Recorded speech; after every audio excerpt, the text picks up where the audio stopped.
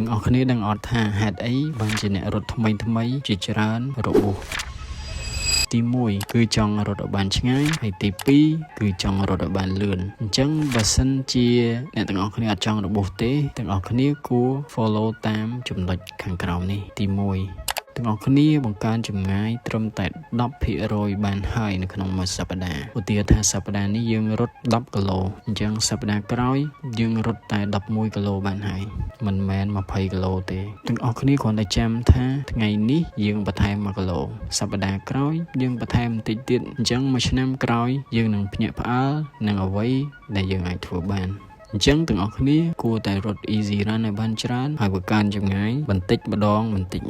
ព្យាយាមគេងឲ្យបានគ្រប់គ្រាន់និងមានថ្ងៃសម្រាកទាំងអស់គ្នាតែចាំថាកម្លាំងយើងមិនកើតឡើងនៅពេលដែលយើងរត់ទេតែកម្លាំងយើងកើតឡើងនៅពេលដែលរាងកាយយើង recover មកវិញកុំព្យាយាមប្រកួតជាមួយអ្នកដទៃ